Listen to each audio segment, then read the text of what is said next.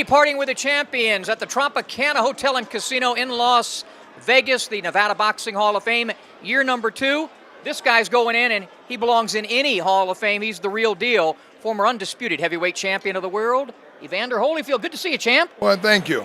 Let's talk a little bit about what this town, Las Vegas, means to you. You've had some legendary fights here. What do you, when you think of Las Vegas and your fights, you've had some crazy ones too. What do you think of? It means a lot. I actually made the Olympic team in Las Vegas in 1980. A lot of people don't know that. And yeah, and that's where it started off. Then, of course, you know, I won my second championship here against Ricky Parkey, and I had so many title fights here, and so this became like a home to me. I wonder, people think about Fan Man and Mr. Tyson and all that, but I really think about that first fight with Riddick Bowe. I picked you to win that fight, and that was just such and it didn't go your way, but I still think that was just, boy, where does that fight rank? Even though it wasn't a win.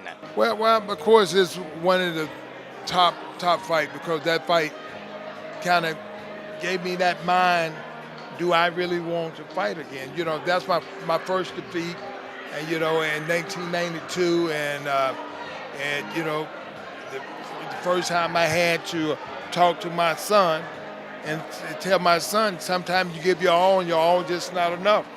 But my son kept crying and said, "But are you gonna go back?" I didn't want to go back because my son. I didn't want my son to do the same thing that I was about to do. I wasn't gonna go back. But but my whole life I went back on everything to get it right. And so, because I didn't want my son to think life is about you give your all is not enough, you just quit. I went back. Muhammad Ali told me when I was just a kid, because I was with him right up until he fought Frazier the first time, March 8th, 1971. He told me after that fight he learned so much more from that loss than he did any of the wins prior. Does a fighter, you feel, in some cases learn more from a loss? Well, it's good to learn from your wins. You could be like Rocky Marciano, just win. Yeah. Be like Mayweather. Marciano didn't fight Holyfield and Bowe and everybody else. But the thing is that they did. But the fact is that you can learn from your wins, and but in the point of not winning that fight, I was able to go back and see that I didn't do what my coaches were telling me to do. My coach told me to move. Riddick Bowe told me something like this to get me to stay there. He said, if you don't run, I'll knock you out. So I decided I wasn't going to run. I ain't get knocked out, but I almost got knocked out. That southern stubbornness got to you. Well, it did. It's funny because we just celebrated our 10th year anniversary of the television show. Our first guest, April the 1st, 2004, was a show we did with you, and you talked about the ear bite, and then Tyson came on with us right after that, and he apologized to you on there, and of course people don't realize that thing with you and him, it still gets talked about, but it's so damn far removed. You guys really don't even think about it much anymore, do you? Well, not me. The big thing about that, what happened, is show that boxing, that you can forgive.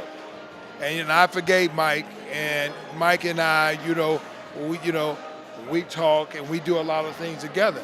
And that's the big beauty about anything, is that boxing is a sport. And it is what they call a gentleman's sport. Unfortunately, we all fall short sometimes. And like he said, I headbutted him, but I didn't do it on purpose. And I don't think headbutt is bad as bite. You hear that, Mike?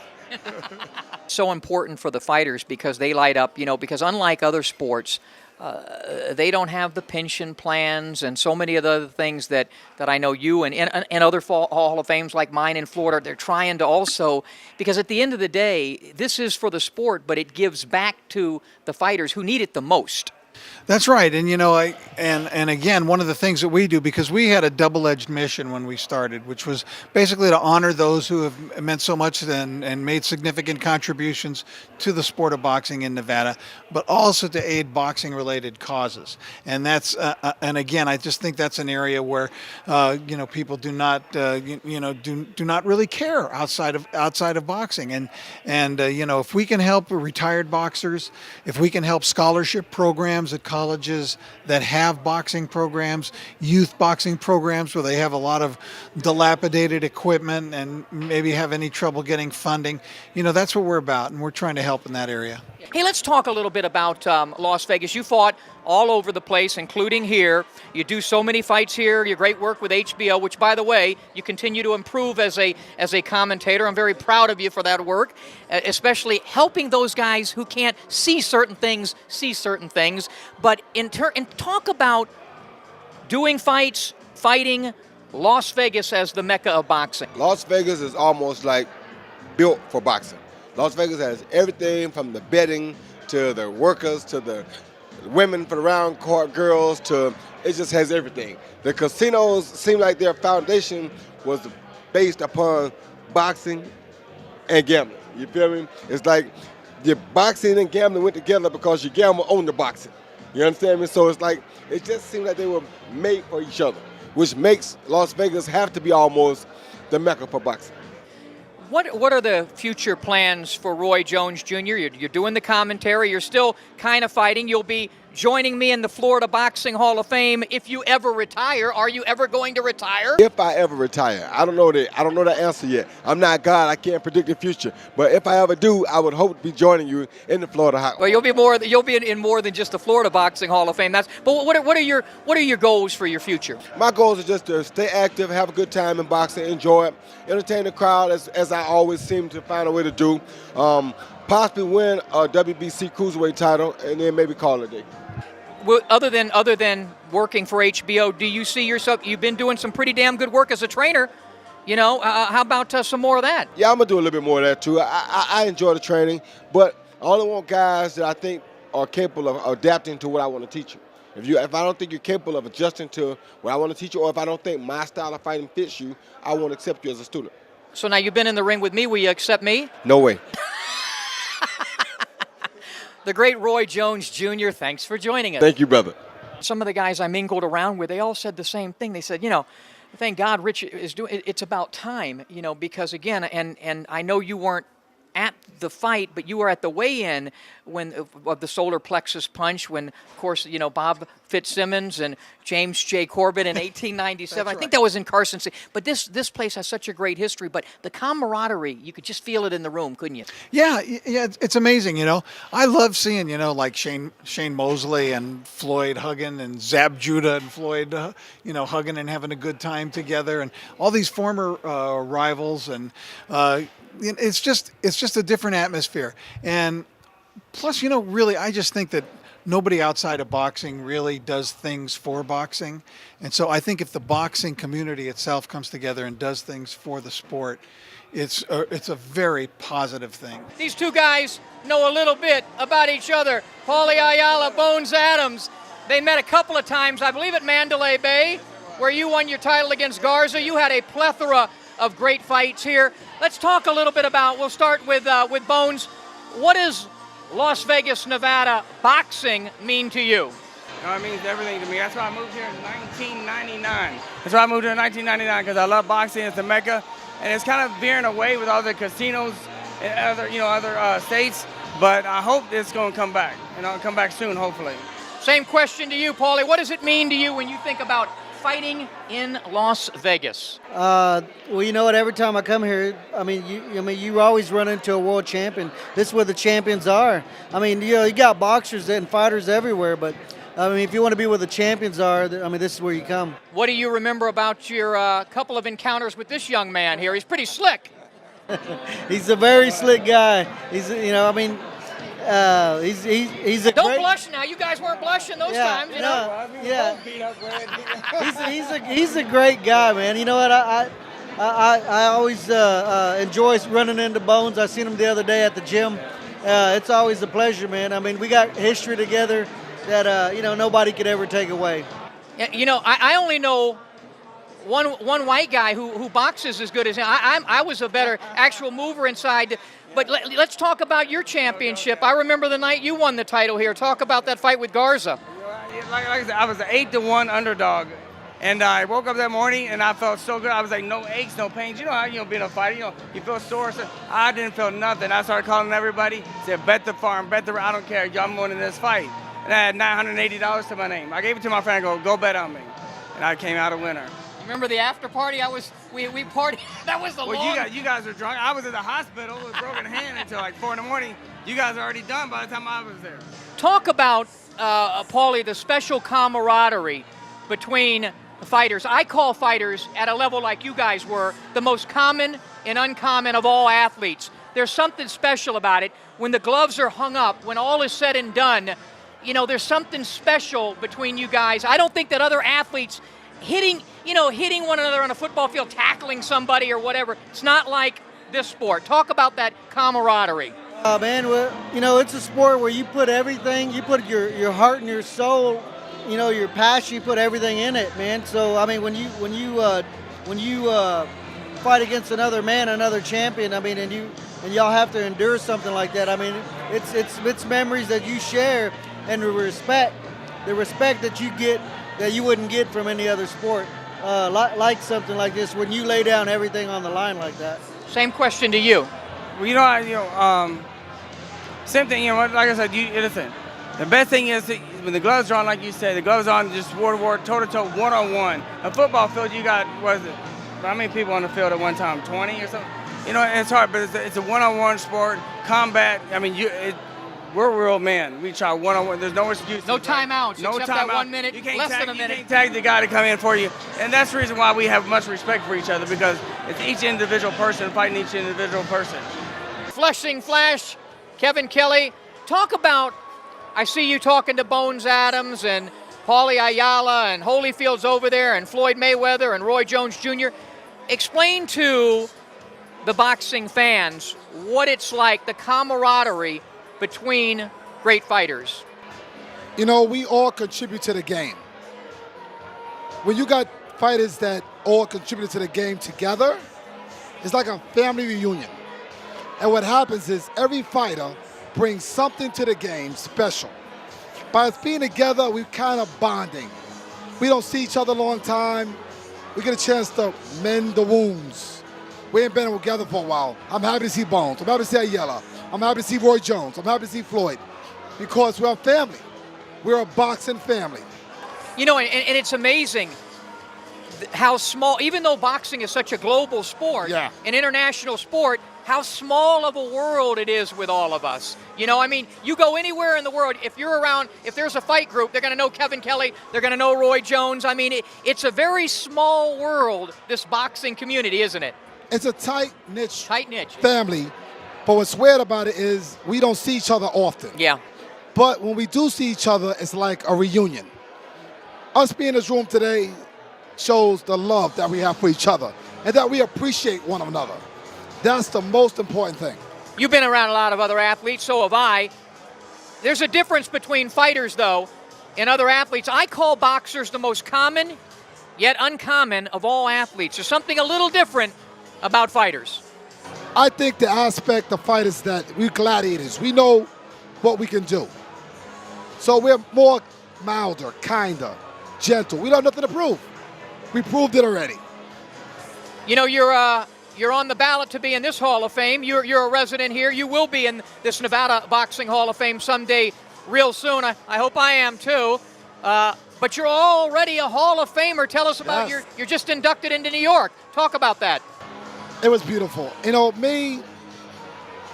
What got me back to boxing and winning titles was actually the Hall of Fame upstate New York, Canastota. When I saw that, I said, I got work to do. At the time, I was about to fight Smoke Gainer. So when I seen that, I realized, Kevin, one day you should be here. Are you a walking Hall of Famer, or have you done enough?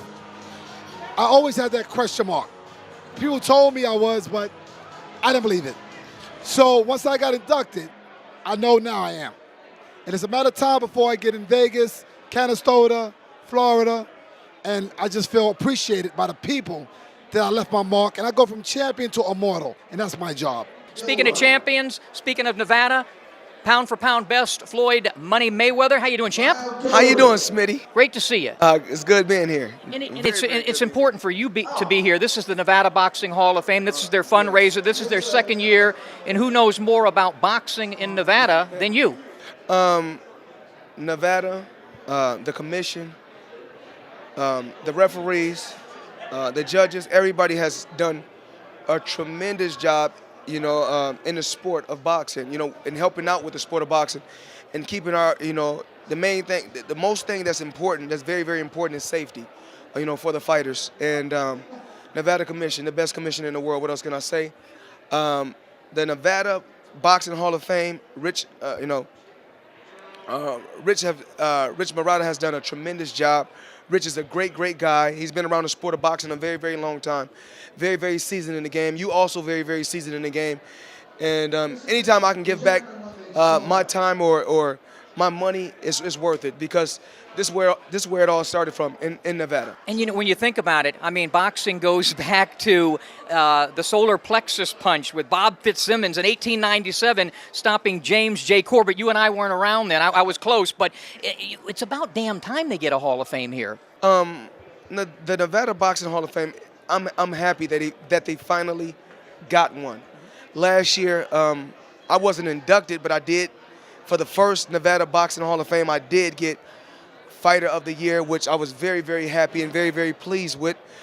This year, we don't know who the candidates are or who will win, but I'm pretty sure it's going to be another great fighter. We're going to do more of these community-oriented fundraisers and events, because we really don't want to be, Smitty, a Hall of Fame. Nothing against any other halls of fame, but we don't want to be one that has its induction and then disappears for a year. We want to be part and parcel of the boxing community throughout Nevada. We're going to do another one here in Las Vegas. We're going to do one up in Reno, and we're going to, of course, have our induction ceremony. But we're going to be part of this boxing community, and the more we can do to bring the boxing community. I mean, look how acrimonious things are, but it seems like in our events, I mean.